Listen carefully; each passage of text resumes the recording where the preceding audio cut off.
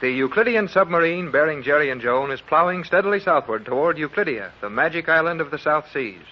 The submarine set out to capture Johnson's boat, but Johnson ran past them and is continuing on toward the island.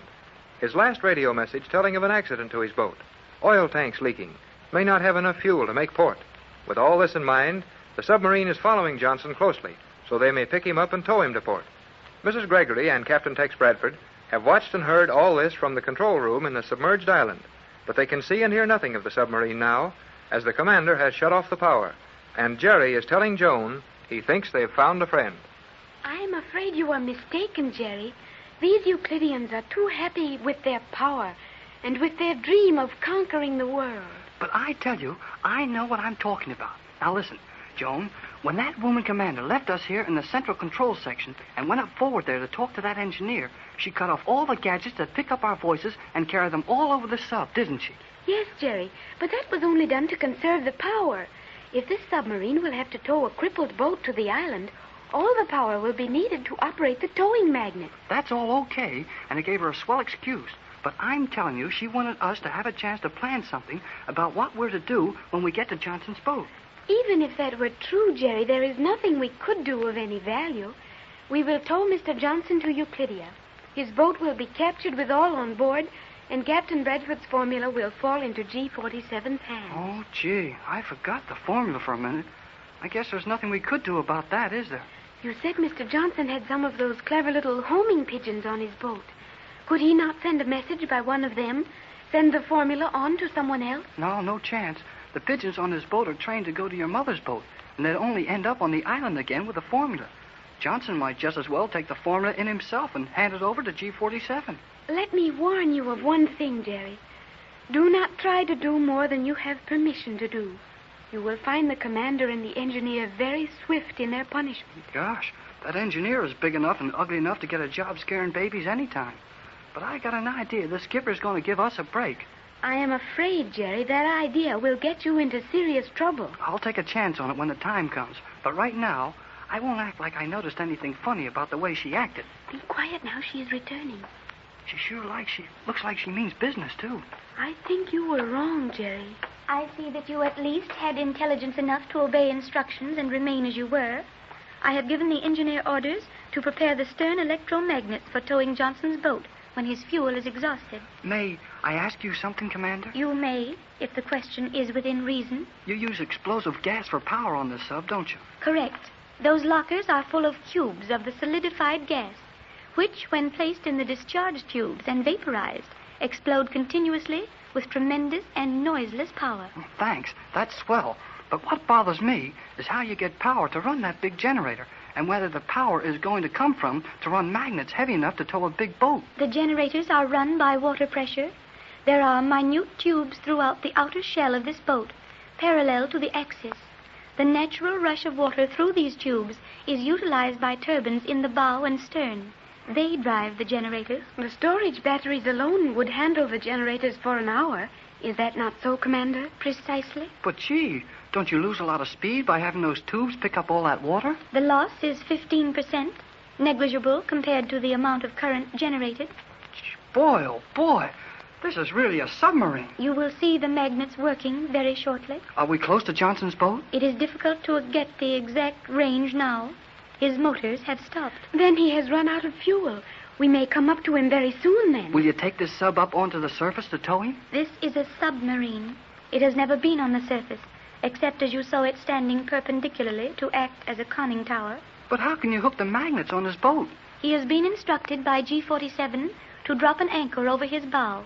We will pick up the anchor with our stern magnets and remain in at least 2 fathoms of water. What will our speed be, Commander, towing that heavy boat? There is no emergent need of speed. We will not attempt more than 15 knots. Golly whiskers. I think that's pretty fast for a submarine to tow a 100-foot cruiser with a magnet on its anchor. It will not be difficult. There is a discoloration in the water, Commander. Excellent, SE-1. We will observe it closely. Maintain speed and course. Maintain speed and course. Due south. 25 knots. Now we will check on this discoloration in the water. Hey, wait a minute.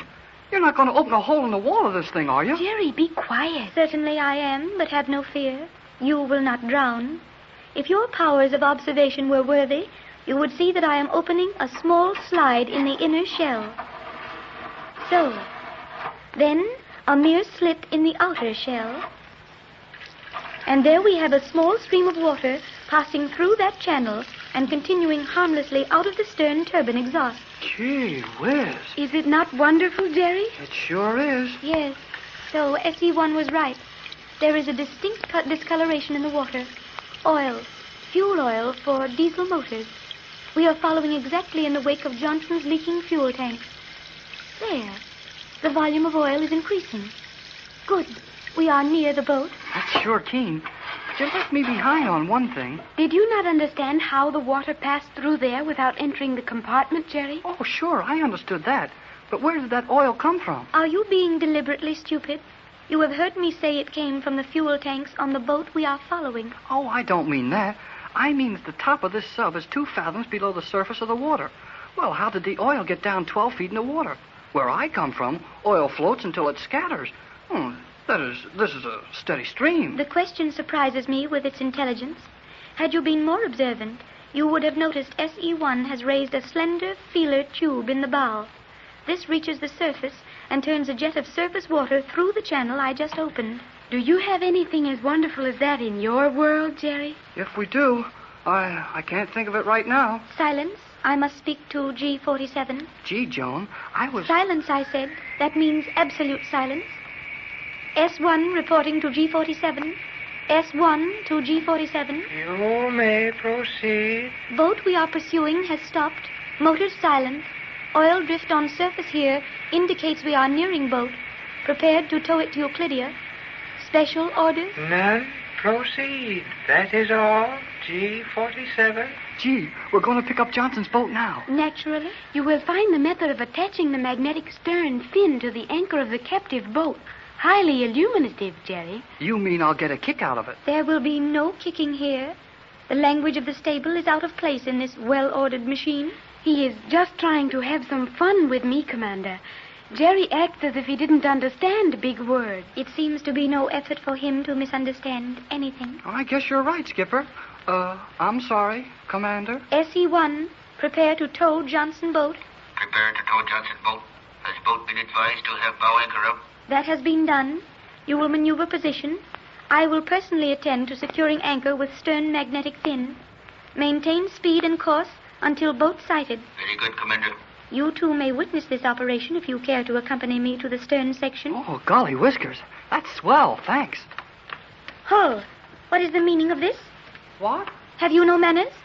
If you are not cognizant of the accepted tactics in the presence of a superior, you might at least observe the common decencies.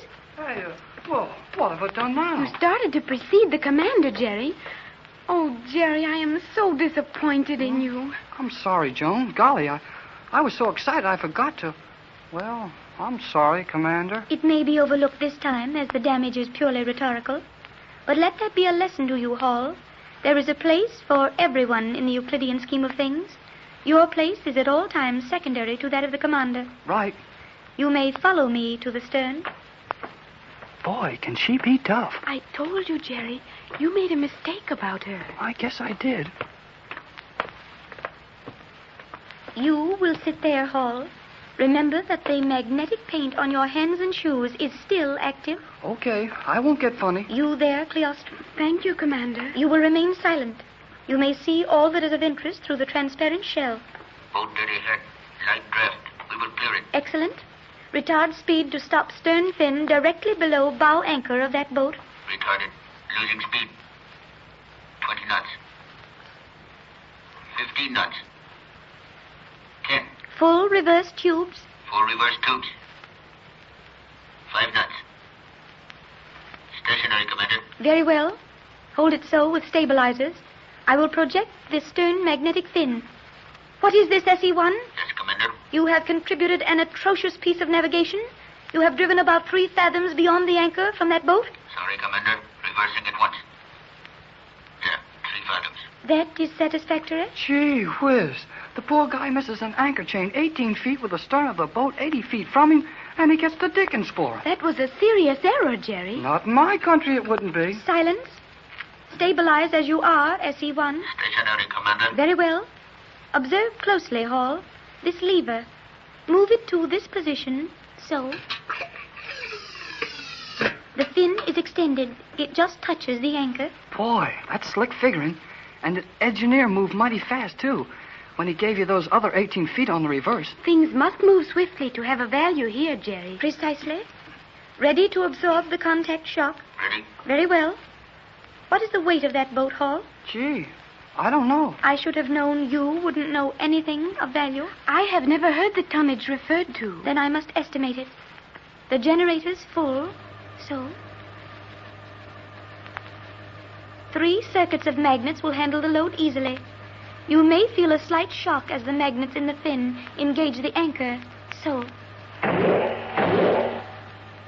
Gee whiz, did you see that thing grab that anchor, Joan? Yes, Jerry. I have seen it before. Silence. Ready, SE-1. Ready, Commander? Full speed ahead to break inertia, then retract to 10 knots for cruising. Right. Very good, SE-1. Set your regulator for 10 knots. I will attend the current supply. Same course. Proceed. Very good, Commander. Boy, we're really pulling that big boat 10 knots an hour now? I hardly think yet, Jerry. It should take about 30 seconds to attain speed. Can I use the radio now? We can talk to Johnson easy when we're this close together. You are entirely too close to Johnson. I will take no chances with you, Hall. Remain exactly as you are.